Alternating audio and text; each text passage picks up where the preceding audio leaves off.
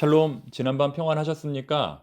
오늘은 2025년 11월 13일 목요일입니다. 오늘도 말씀으로 충만한 우리의 삶이 되기를 바랍니다. 이 시간 주시는 하나님의 말씀은 여호수아 2장 15절부터 마지막 24절까지입니다. 구원의 방주가 된 라합의 집이라는 제목으로 주의 말씀 증거하겠습니다. 오늘은 여호수아 2장의 마지막 시간입니다. 라합은 어떤 집에 살았을까요? 오늘 본문을 보면 그녀의 집은 매우 독특합니다. 라합의 집은 성경 말씀 단 한 구절로 짧게 언급되어 있지만 그것을 상상해 보면 꽤 재밌는 그림이 그려집니다. 15절 말씀 읽어보겠습니다. 라합이 그들을 창문에서 줄로 달아내리니 그의 집이 성벽 위에 있으므로 그가 성벽 위에 거주하였음이라. 지금 라합의 집이 어디에 있다고 말합니까? 성벽 위에 있으므로, 성벽 위에 있다는 겁니다. 공동번역 성경은 그녀의 집이 성벽 옆에 붙어 있었다라고 번역합니다. 마치 라푼젤에 나오는 라푼젤의 집처럼 매우 높은 성벽 꼭대기 위나 혹은 그 옆에 라합의 집이 있었다는 겁니다. 고대 여리고성은 이중 성벽 구조를 가지고 있었습니다. 성벽이 하나로 된 것이 아니라 이중으로 되어 있었다는 겁니다. 바깥 성벽과 안쪽 성벽으로. 그렇게 되면 그 사이에 공간이 있겠지요. 그 공간을 이용하여 만든 집이 바로 라합의 집이었다는 겁니다. 즉 이것은 당시에 흔히 볼 수 있는 집의 형태로서 매우 가난하고 일반적인 서민층의 집으로 보아야 합니다. 부유층의 고급 주택으로 보기에는 무리가 있다는 겁니다. 왜냐하면 아무래도 성벽과 성벽 사이에 있다 보니 낭떠러지가 있었을 것이고 소음이 많았을 것이고 안전에 취약했을 가능성이 매우 높았을 겁니다. 아무래도 지위가 높은 사람들일수록 성벽 안쪽 깊은 곳에 들어가서 살았을 겁니다. 그런데 이런 집의 장점은 바깥으로 출입하기에는 매우 좋았다는 겁니다. 오늘 본문에 나오는 것처럼 창문으로 내려가면 곧바로 성 밖입니다. 성문을 통할 필요 없이 창문으로 내려가면 곧바로 성 밖입니다. 까다로운 검문 검색을 피할 수 있다는 겁니다. 외지 사람들이 그래서 이용하기에 좋았을 것이고 장사하기에도 적당한 집이었을 겁니다. 그런 집들이 그곳에 수없이 많이 있었다는 것이죠. 따라서 이 집과 다른 집을 구분하려면 어떤 확실한 표식이 필요합니다.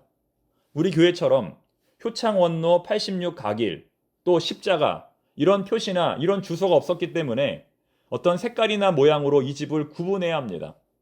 똑같이 늘어선 많은 집들 가운데 신속하게 이 집을 구분하는 방법이 필요했다는 겁니다. 그것이 무엇일까요? 붉은 줄입니다. 이 붉은 줄은 오늘 본문에 3번 등장합니다. 15절, 그리고 18절, 그리고 21절입니다. 15절에서 두 정탐꾼을 창문으로 달아내렸던 그 줄이 바로 나중에 라합과 그의 가족들을 구원하는 구원의 줄이 되었다는 겁니다. 파란 줄도 아니고 노란 줄도 아니고 찢어진 줄도 아니고 썩은 줄도 아니고 이렇게 붉은 줄이 사용된 것은 참으로 신비하고 특별한 일입니다. 왜냐하면 이 붉은 줄이, 이 붉은 색이 출애굽 때 이스라엘 백성들을 구원했던 6월절 어린 양의 피를 연상시키기 때문입니다. 이 붉은 줄이 온 인류를 구원하시기 위해 십자가에 달리신 예수님의 보혈을 상기시키기 때문입니다. 두 정탐꾼은 마지막으로 라합과 이별하기 직전 구원의 조건으로 다음 3가지를 제시합니다. 첫 번째, 지금까지 살펴본 붉은 줄을 반드시 매라는 겁니다. 오직 이것만이 구원의 표식이라는 겁니다. 만약 실수로 붉은 줄이 아니라 다른 색의 줄을 매단다면 라합과 그의 가족들은 구원받지 못하게 될 겁니다. 두 번째로 이 집을 떠나지 말라는 겁니다. 성벽 위에 지은 집, 성벽 옆에 지은 이 집을 떠나지 말라는 겁니다. 누구든지 이 집을 떠나서 거리를 방황하면 그 사람은 절대로 구원받지 못한다는 겁니다. 이 라합의 집이 곧 구원의 방주라는 것이죠. 그 내용이 18절부터 19절에 기록되어 있습니다. 한번 읽어보겠습니다.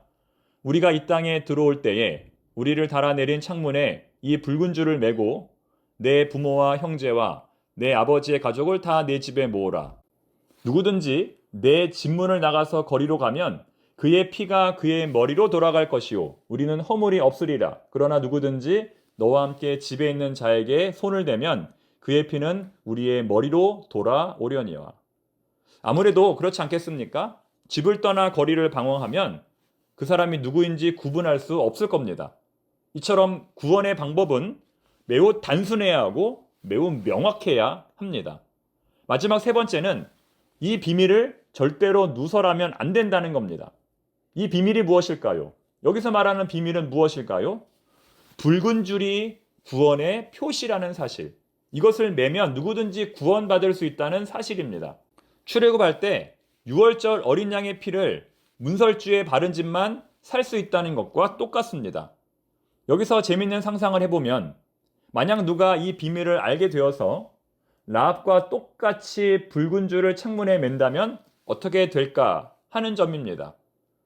라합과 정탐꾼이 지금 대화하는 것을 몰래 엿듣고 나중에 똑같이 한다면 어떻게 될까요? 그 사람도 당연히 구원받을 겁니다.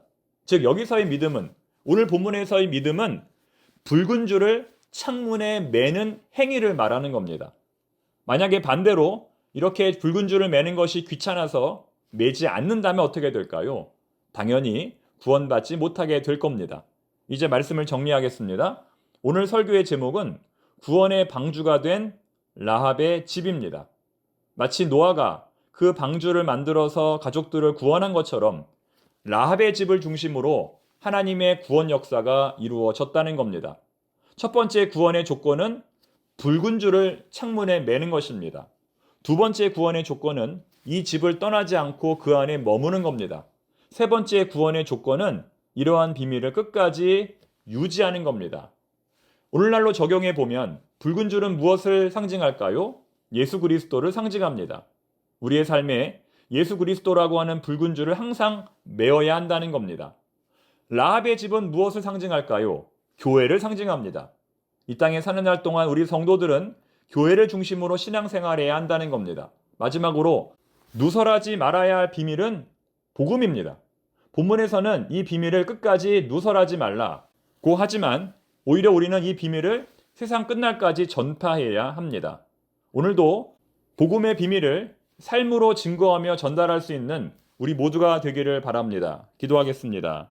하나님 아버지, 오늘도 말씀을 통하여 구원의 비밀을 깨닫게 하시니 감사합니다. 예수님을 붙들고 교회를 중심으로 건강한 신앙생활을 하는 저희들이 되게 하옵소서.